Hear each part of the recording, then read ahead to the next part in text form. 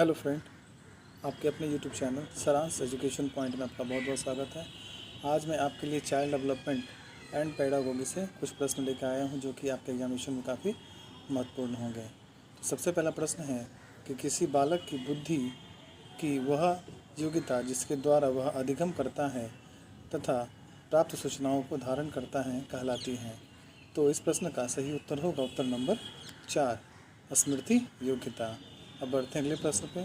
तो अगला प्रश्न है, शिक्षक रचनात्मक आकलन का उपयोग शिक्षार्थियों के लिए भयरहित रहित और सहयोगी वातावरण का निर्माण करने हेतु कर सकता है क्योंकि यह। तो इस प्रश्न का सही उत्तर होगा उत्तर नंबर 3, शिक्षार्थियों की अधिगम में सक्रिय भागीदारी सुनिश्चित करता है। अब बढ़ते हैं अगले प्रश्न की ओर। तो अगला प्रश्न है कि अधिगम हस्तांतरण के किस सिद्धांत की मान्यता है कि मानव मस्तिष्क की विभिन्न शक्तियाँ जैसे स्मरण शक्ति, अवधान शक्ति, कल्पना एवं तर्क शक्ति आदि परस्पर स्वतंत्र रूप से कार्य करती है तथा इनका विकास अभ्यास एवं स्वतंत्र रूप से प्रशिक्षण द्वारा किया जा सकता है। तो इस प्रश्न का सही उत्तर होगा उत्तर नंबर 2, औपचारिक अनुशासन का सिद्धांत। अब बढ़ते हैं अगले प्रश्न की ओर। तो अगला प्रश्न है कि समाज के प्रति छात्रों में उत्तरदायित्व की भावना का विकास करने हेतु। तो इस प्रश्न का सही उत्तर होगा उत्तर नंबर 4, छात्रों को समाज में ऐसे लोगों के संपर्क में रखना चाहिए। अब बढ़ते हैं अगले प्रश्न की ओर। तो अगला प्रश्न है कि मानसिक तनाव को दूर करने हेतु व्यक्ति आत्मसुरक्षा अभियांत्रिकियाँ अपनाता है। आत्मसुरक्षा अभियांत्रिकियाँ है। तो इस प्रश्न का सही उत्तर होगा उत्तर नंबर 4, ये सभी यानी प्रपेक्षण, पलायन, उदात्तीकरण। अब बढ़ते हैं अगले प्रश्न की ओर। तो अगला प्रश्न है कि सृजनात्मक बालक की प्रकृति होती है। तो इस प्रश्न का सही उत्तर होगा उत्तर नंबर 3, सृजनात्मक बालक सदैव सफलता की ओर उन्मुख होते हैं। अब बढ़ते हैं अगले प्रश्न की ओर। तो अगला प्रश्न है कि हर्ज़बर्ग मास्लो ने व्यक्ति की मूल आवश्यकताओं के अनुक्रम में प्रथम स्थान पर किन आवश्यकताओं को रखा। तो इस प्रश्न का सही उत्तर होगा उत्तर नंबर 2, शारीरिक आवश्यकताएं। अब बढ़ते हैं अगले प्रश्न की ओर। तो अगला प्रश्न है, कर्ट लेविन द्वारा दिया गया अधिगम सिद्धांत है। तो इस प्रश्न का सही उत्तर होगा उत्तर नंबर 3, क्षेत्र सिद्धांत। अब बढ़ते हैं अगले प्रश्न की ओर। तो अगला प्रश्न है कि कल्पना शक्ति एवं अमूर्त चिंतन बाल विकास की किस अवस्था में प्रारंभ हो जाता है। तो इस प्रश्न का सही उत्तर होगा उत्तर नंबर 3, उत्तर बाल अवस्था में। अब बढ़ते हैं अगले प्रश्न की ओर। तो अगला प्रश्न है कि निम्न में से कौन सी विशेषता किशोर अवस्था की प्रमुख विशेषताओं में से नहीं है। तो इस प्रश्न का सही उत्तर होगा उत्तर नंबर 4, तीव्र मानसिक विकास। अब बढ़ते हैं अगले प्रश्न की ओर। तो अगला प्रश्न है कि व्यक्ति अपना संतुलन किस प्रकार स्थापित कर सकता है। तो इस प्रश्न का सही उत्तर होगा उत्तर नंबर 2, विश्लेषण व निर्णय द्वारा। अब बढ़ते हैं अगले प्रश्न की ओर। तो अगला प्रश्न है कि एक अध्यापक ने देखा कि एक छात्र को वर्ग बनाने में कठिनाई हो रही है। उसने यह अनुमान लगाया कि उसे हीरे का चित्र बनाने में भी कठिनाई होगी। उसके द्वारा लगाया गया यह अनुमान निम्नलिखित में से किस सिद्धांत पर आधारित है। तो इस प्रश्न का सही उत्तर होगा उत्तर नंबर 1, विकास एक व्यवस्थित क्रम में होने की प्रवृत्ति से संबंधित है। अब बढ़ते हैं अगले प्रश्न की ओर।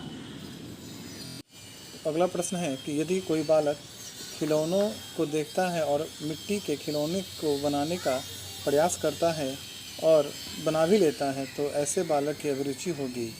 तो इस प्रश्न का सही उत्तर होगा उत्तर नंबर 2, चिकित्सीय अभिरुचि।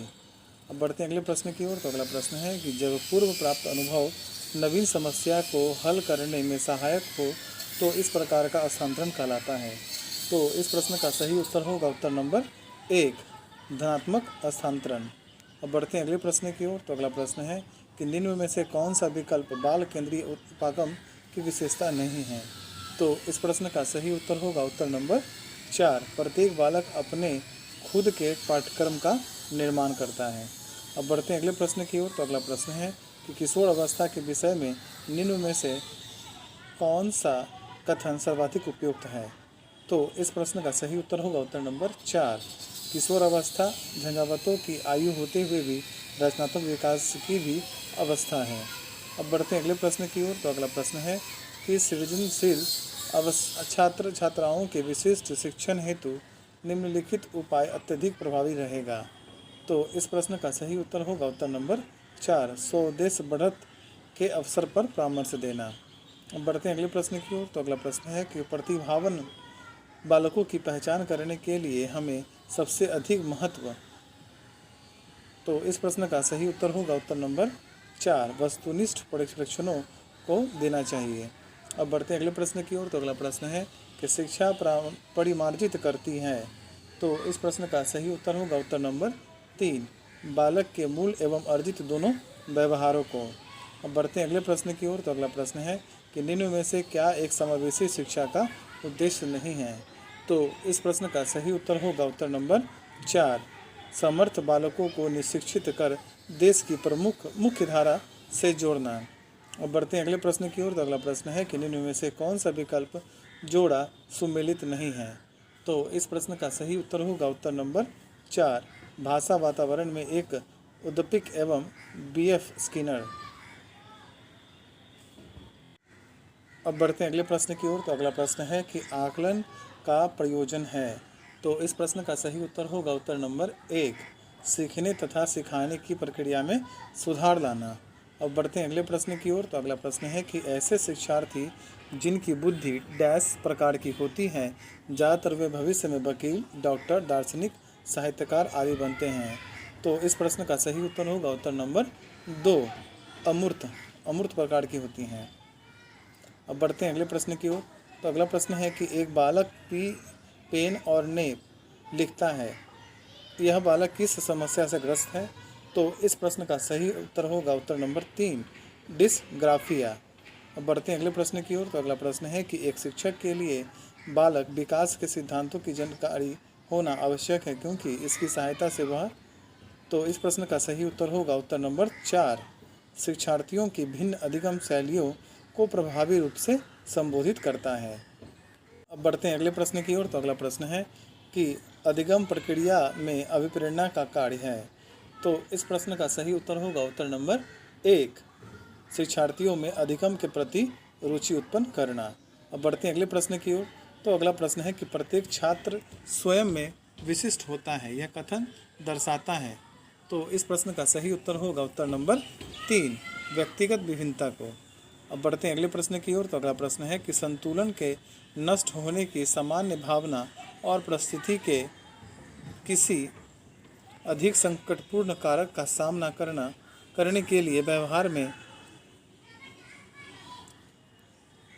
परिवर्तित करने का तात्पर्य है। तो इस प्रश्न का सही उत्तर होगा उत्तर नंबर 2।